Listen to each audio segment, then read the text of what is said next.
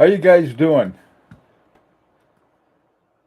Hey, John and Neff and Clyde and Abdul and Dominic. How you guys this morning? Uh, sound okay?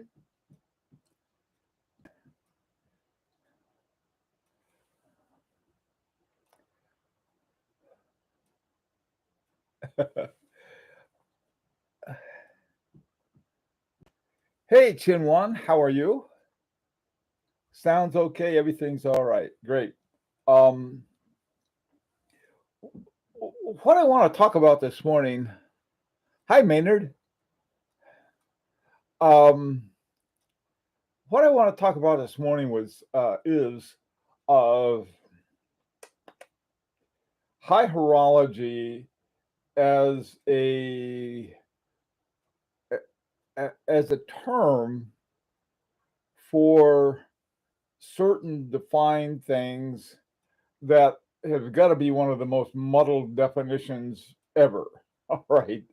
I was looking at the foundation of high horology, and I won't even try to insult the French speaker with how I would say it, but basically, there's there's sort of they sort of go around and so that everybody gets included but nobody gets included. All right, it's not exclusive so much as like, well, if we think what you're doing is high horology, you be one of the group. And so I thought, well, this is somewhat problematic because I really it, to a great extent, it's a marketing thing. Um, Years ago, back in the foundation of high horology was founded in 2005 by of all. I was really surprised by the founders, Audemars Piguet. Well, that sort of makes sense. They're one of the Holy Trinity. Girard-Perregaux. Okay, they're an old company, and the foundation, the and Richemont Group. Richemont Group is just boy, everybody who's not loose and independent. And the but I really tracked it back to 1991 when a group of watchmakers, and these included Daniel Roth, Gerald Genta, uh, Baume Mercier, which really surprised me, Cartier, and some other ones. There were just a handful of them, and they had this little group back in '91, and they had certain criteria. Well, Daniel Roth went away, and so did Gerald Genta, and so some of these other ones, and they had other kinds of groups and groupings and watch shows and so forth. And so I'm thinking, it's sort of in some respects it's arbitrary. And one of the things I think uh, John just made a good point. Does it need precious metal? Well, back in 2005, when they founded it, it was like gold was something like $200 an ounce, and now it's something like $2,000 an ounce. And so it doesn't make any sense. I mean, a good watch is a good watch. The other thing they're very big about was finishing. And okay, so you got a watch that is a gold watch that has nice finishing, and yeah, and well done. I have my I bought this watch. This is my H Moser double hairspring, and uh, after I bought it, I contacted H Moser and I said, well, I was looking for some other ones, and I said, what's going on? How come you guys haven't been producing any more of these, or very few of them? And the guy said it's just too expensive. That makes sense. Great horology. I mean, the double hairspring really keeps your balance staff in line, and so it's not going all over the place. All right, so that I think is important, but it's also made of white gold and it's finished and so on and so forth, which is, this is something that's important to the people, the foundation of high horology. Okay, so that's where we are, and I think, well, this watch, this is a harboring to Felix. All right, it's got a movement is called the A11 that Richard Harbring and Marie Harbring have been using since 2011. That's why it was called A11, Austria 11. And this movement has been used in a lot of different, with some variations, a lot of different watches they have. But with my collection, I got a really nice collection, but none of them keep better time than this watch. I mean, this is a hand wound watch that keeps, I mean, just almost in scary perfect time. It's made out of steel. The finishing is uh, necessary at best. I mean, it's sort of like they took all the rough edges out, but they didn't really, it sort of looks like somebody took a brush and, made sure that there wasn't any little fillings and pieces of metal or anything that got left over. But otherwise, uh, and there's sort of several other reasons it wouldn't fit into high horology. And I've got several other watches that this thing will beat time wise every time that are considered high horology. So I'm thinking, well, maybe they've been, the finishing. I It's not that finishing isn't important, because it is. I mean, you have some of the really most beautiful watches out there. Dufour Simplicity is to me is sort of the ideal watch. You have a hand wound watch. You got time only. You got a little, hand wound, and then you flip it over and you see this beautiful watch, and it's like, okay, and would they consider that high horology? This is, I think they're made out of steel. I could be wrong, but that watch may not fit because of the composition. Oh, anyway, I thought, well, it's about time that, and there's nothing wrong with setting up criteria. I don't have anything against that, but it's sort of like, who's doing it, and it's not us, the collectors. So let's talk about what should be going on with that. Um, anyway, so let me see. Raj, welcome. Canadian Watch Monkey, MP, how Max Blation, Stephen. Hi, Stephen. Mr. Gumby, Hater. Hi, Hater. Apar, how are you? Let's see who else we got here. Hi, Lee. Good morning. How are things in Fracking Gulch? Rich. Hi, Rich. Let's see. John Chan. Good day. Um. Oh, let's see. Hi, Tuna. How are you? Hobby. Okay. Indrajit. Hi, Indrajit. Okie doke. Par. This shirt is hurting your brain, Rancher. It was meant to do that. It sort of reminds you of a bumblebee that you were stung by when you were 10. I don't know. I like it. I figure in the morning you guys need waking up. I certainly do. Okay. Uh, Finishing had a practical reason originally. Now it's just the beauty of. Yeah, Lee, you're right. The original purpose of finishing, including things like Geneva waves and perlage, was to trap dust particles, because there wasn't the kind of high waterproofing, and so not only could water get in, but also everything else could. And so a lot of the finishing that was done was to not have, by the englage, you could smooth everything down and dust wouldn't stick to it and things like that. And so there is a purpose. To me, there's also, I just like the looks of it. I mean, like I said, this one has a fairly pedestrian finishing. It just sort of like, dust it off and make sure it doesn't have any little fillings or anything like that on it. But otherwise, it really doesn't have what I would call high horology finishing. There was it was an article some years ago that I read. It was by, let me see if you can see it. Now, just sort of a plain Jane finishing to this watch, but yet it's more accurate. It keeps accurate time, and it's just a plain wind up watch. It doesn't have double barrels. It has nothing but what I consider to be some really excellent horology uh, that Richard Harbring was able to develop. And these, They don't make too many of these. They only make 100 something of these a year, and yet the price of them is still, I think, around 5,000, if that. When I got mine, the list price was less than that. So anyway, I think it's something that is, to me, is what would be the major criteria. And as far as I'm concerned, it would be a straight up no silicon mechanical watch that keeps really good time, like this one does.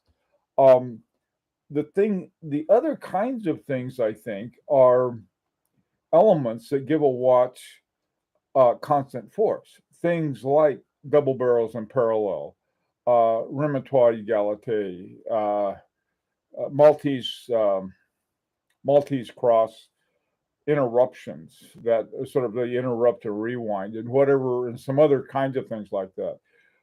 Since this has none of the above, they must have done something in the manufacture of it that was done in such a way that it, after all these years, I've had it for about, I don't know, 5, 6, 7 years. I don't even know anymore, but it just like keeps perfect time.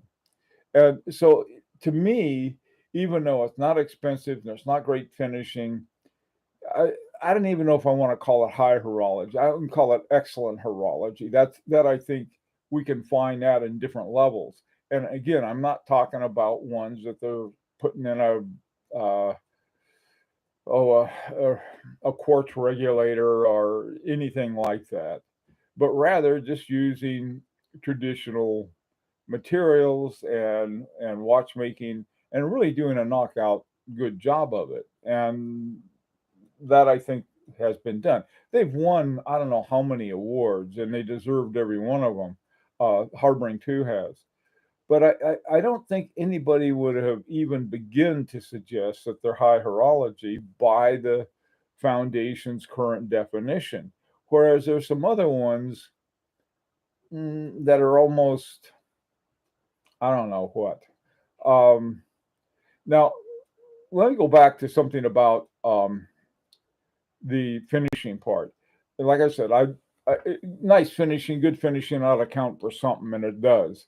But I read this thing that Vacheron Content 10 have, and they said that uh, right now, especially hiring anybody is tough. But hiring somebody to be a good finisher, so you take somebody who comes out of Wostop or one of the top watchmaking schools, and then you take them, and then for 2 years you train them to be a finisher. So it's not something that is, I guess, it's done without some kind of well, basically added expense. Some watches that we've been working on, been talking to some, saying, well, you can have this level or this level of finishing, and it'll cost you more and more and more. So there's definitely a relationship between the height of the finishing and the price just because of the work involved. Okay, that would be something, I'd be willing to pay for that. But on the other hand, just these insane prices that gold has gone into, I'm sort of like, well, is that really necessary? And I can't tell the difference between this, which is white gold, platinum, and stainless steel. I can't tell the difference. And so, what is it? Why should it really matter? Okay. All right. I've rattled on for long enough. Let's see what you got to say. Shouldn't any major mechanical modifications to increase precision to a classic watch movement be considered high horology? Yeah, I agree, John. Yeah, that makes sense. Somebody has something and they say, "Well, it's not working quite right. Let's go in there and change something and really improve it." Yeah, I agree. Hi, Big Sal. For starters, the movement itself needs to have origins from high-end watchmakers. I realize that's a broad statement in itself. I agree, but I probably shouldn't. Well, when we talk about high-end watchmakers, let's say you've got, where does Rolex fit in all of this? They have really excellent methods for making extremely good watches, but I don't think any of their watches are considered high horology by this current definition. And when you look at the groupings that they have at the foundation of high horology, I think like Rolex is down there as something equivalent to a visiting fireman or something like that. It's not like one of the main ones that, at least the last time I looked, they were. Okay, all right, Clive, none of that. Yeah, by the way, too, I haven't looked. I imagine Alanga and some other German companies are part of that foundation, and I would think that what's the Jaime's a Japanese watchmaker who's so good, Jaime Ahsoka. His stuff would certainly be credit for that, but I don't know whether he's part of that. I know I don't think Harboring Two is. A lot of these guys figure, nah, why bother? It's just, I mean, they're going out there making good watches, and I mean, they're making great watches in a lot of cases. Good design, Dominic. Good design, accurate time, reliable, serviceable, built in a brand that will continue service 50 years down the road. Oh boy, Dominic, we don't know what's happening 50 years down the road, unfortunately. Um, it's really hard to tell you. Also, too, remember is that the kind of watches, most of the watches that we collect, they're they're way more than 50 years back, and whether or not a company will be around or the same company. Uh, in the area I live in, not too far from here, Ingersoll Watches, which is an American company, they got started, and the last time I looked, they had there were these headquarters in London, but I looked further, and they were actually owned by a Chinese company. Now and I think in fact I have a watch that says Ingersoll on it, but it's not they in Ingersoll, and whether or not so the brand name may be around, but the brand may be long gone. So that's sort of a tough one. It really is. Good point though. Hey, Owen, how you doing, man? Uh, for newer innovations to enter the realm of high horology, they should continue to contribute to horology and arise standards, design, and art. Yeah, I agree. Have something new in there, like a new gear or something. I tell you, I the when you look at some of these guys, some of these young watchmakers, or some of the ones that have been around a little longer, and they have these watches that nobody's ever heard of, or very few, like MB&F. Now, collectors probably heard of them, and they're very expensive, and they'll do all of these wild things that are really interesting. And I think, whether or not, I think they could care less whether they were considered high horology or whatever, but watch collectors sort of they sort of have a sense, yeah, these guys are special. Hey, John, harboring is decent, but not high horology since it only modifies the existing ETA movements. John, that's not true. It's more than that. That's at one time that's what it was, but it was transformed beyond that. People say that all the time. You say, "Well, I can tell it was a modification of this because it's got a wheel train." Yeah, come on, you guys. You know, that's you guys are no. Uh, a lot of watchmakers start off with modifying a an existing uh, movement, but then they go beyond it. They transform it way beyond what it was. I mean, there's certain things you're going to see in every watch. You're going to see a mainspring. You're going to see a wheel train. You're going to see an escapement. You're going to see a pallet fork. You're going to see the basic parts of it. And some people say, "Wow, they got this. This is just like so and so." Well, it's not. I mean, you got to look a little further than sort of this surface thing or what they were at one time. Because there's certainly the A11 isn't what it was at one time. And the thing about harboring that I like, and I like, there's certain other watch companies that do the same thing, is that they tell you what's in their watches. That's one thing that Steinhardt, no matter whatever else you may think of Steinhardt watches, they do tell you what's in their watches. And from the get go, Harboring 2 has done the same thing. And back when they were using ETAs and Valjus and whatever else they had, they told you that was it. But then they came along with their new movement, and it is definitely, yes, it's got a wheel train, but that's about it. Hi, Tactical Banana. Something like every surface should be defined and refinished. Okay, Rolex is basically uh, the iPhone of watches, overpriced and overhyped, but still very good. That's what overpriced and overhyped. They're all overpriced and overhyped.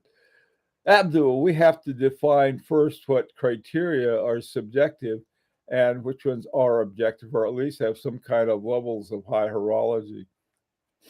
Yeah, I think the objective, you know, there's this economist at Yale named Edward Tufte. He did statistical economics. He's big on that. And one day he realized that people couldn't make heads or tails out of you take a statistical test like a log linear or something like that, and you say, see, look at this. This shows that most people saw it and couldn't make any sense out of it. And what he realized at the time, I think, was that, there's got to be a clear way of communicating very high levels of complexity in a way that's clear. And he set out to do that. He's written a number of books, and I've gone to some of his seminars. Really, just super brilliant. But one of the blind spots he has, and I think it's a blind spot that a lot of economists have, is everything has to be quantitative data. And quantitative data in economics is pretty easy because you're using, euros or pounds or Swiss francs or grob checks, I don't know, or dollars. And so, you can count those. And so, yeah, you can do that kind of statistic.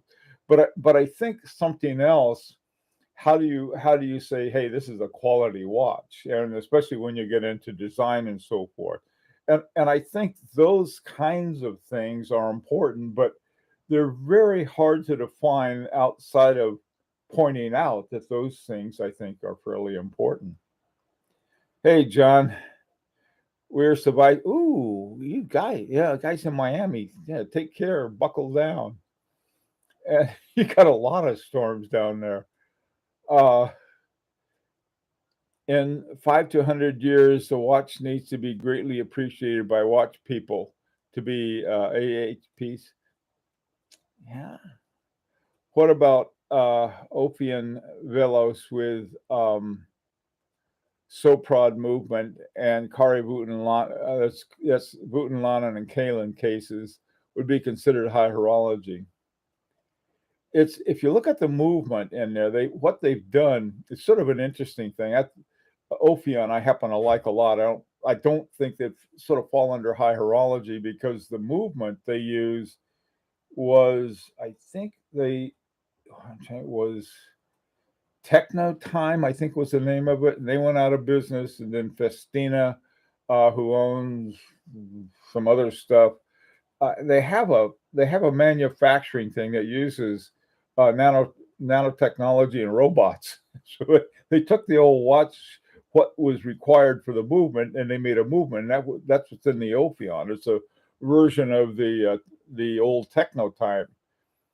I don't know about that. I have because I like the people who make those watches so much, because I think they're really cool. By the way, too, Vuitton and Kalin is mostly Kalin. The Kalin movement, cases go way back. I mean, they're famous for that, and I think that Kerry Voutilanen, who is a very smart business guy, uh, his name adds a great deal to it. And they probably make, oh, I'm sure they do, they probably make all of the movement, all of the cases for Voutilanens, but it's mostly Kaelin. It's just like, oh boy, I can't remember the name of it. There's a case company that's located in, oh, it's a suburb of Geneva. I forgot, Malin, in Malin, called Bouchardeurs or something like that. It's not Bouchardeurs, but it's there is another Bouchardeur. There's something else, and they have, and those are all of the cases for FP Journe. I don't know whether people outside of FP Journe can use their cases, but I think they may be able to. So, for those who are interested in having another source of great cases, that would be another one too. How, I mean, a really good case, made out of good steel and so on and so forth, and they're, different levels of steel. You take the best watch steel you can put together.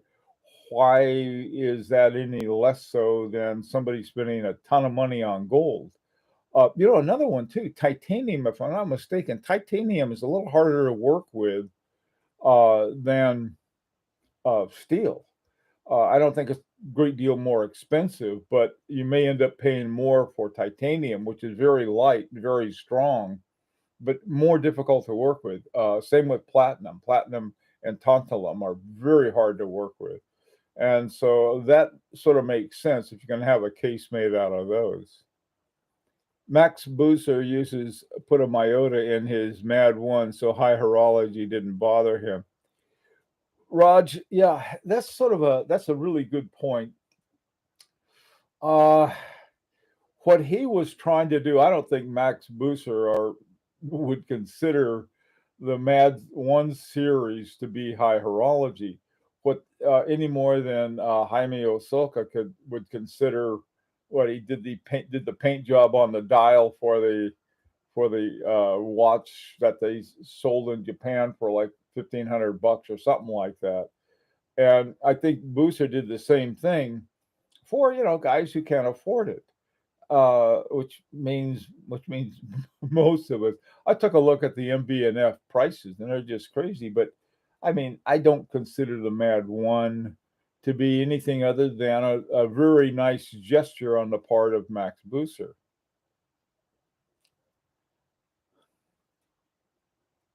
Yeah. Okay, so if a watch had literally part handmade and hand installed by a master craftsman, it would be higher horology price. Yeah. Um, here's the thing. Something that's handmade takes more time to put together. Period. If you got to watch it, if you ever take Tag Heuer.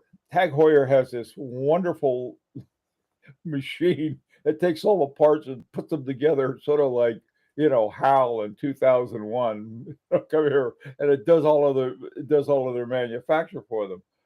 Okay, now it's sort of a really high tech cyborg putting your watch together versus Joe or Jane who went to Woolstop.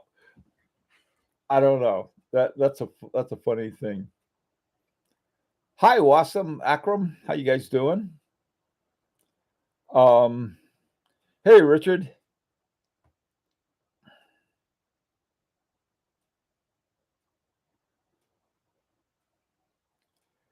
For the definition, higher, better, yet higher horology can be defined as uh, more human hands have spent time on creating or modifying it. Yeah, that that's something. We have these. They have these new robots now that really they're really good. You know, I'm still having a problem putting a screw in my watch that I've been making for about the last year and a half because it's a little bitty screw and it has a little bitty uh, plate with it that I got to get screwed in. It just drives me crazy, but it's sort of fun to have there. The point is that the old robot, a cyborg, could take the thing and be done with it in a second. Now, the fact that I'm struggling to get it done doesn't increase the value of the watch, but increases the time I put into it. Those are tough questions, but I think they're points.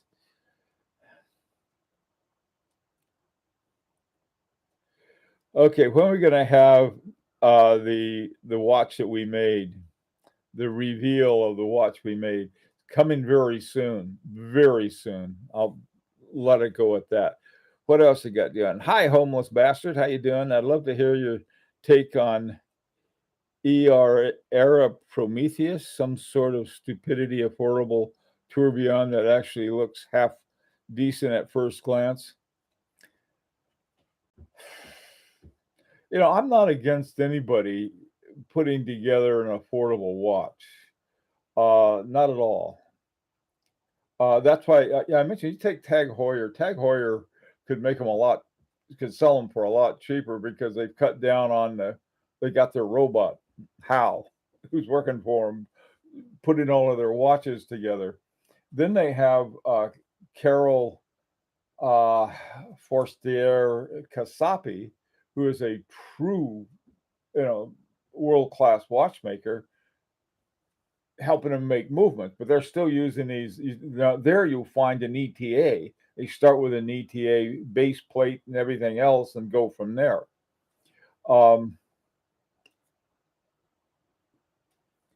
Hey there, I'm not sure how I would rate a traditional watch, say Dufour, versus an automation made by Jaeger-LeCoultre. Both very impressive in different perspective. Yeah, Hader, you're right. By the way, too, let me mention something that Roger Smith had said, and I agree with him. Again, since he agrees with me, I would agree with him. And this has to do with silicon. And what he said that there are watches that are 200 and 300 years old, made of these traditional metals that that are used in most watches, that are still working fine. And so he's saying, do you know that about silicon? Basically, stuff is going to crumble on you someday. You could be looking at your Patek Philippe and say, oh my God, it doesn't work anymore. And never will again unless they put in a different hairspring. Okay. Okay, doke. I say I'm out of time. Okay, thanks, Rancho. See, Claudio, let's see what you have. High horology should incorporate high electronics. I don't think so. I think that's high electronics. Well, I mean, they're high electronics, like sort of the nanotechnology and the robo constructed watches. That's one thing. But in terms of electronics within the watch, you got a smart watch. They're going to be better than anything I think you can make otherwise. Okay, guys, so I got to run. Hey, a part of the Zenith Caliber 135Q worked by Curry Boutenland, considered high horology.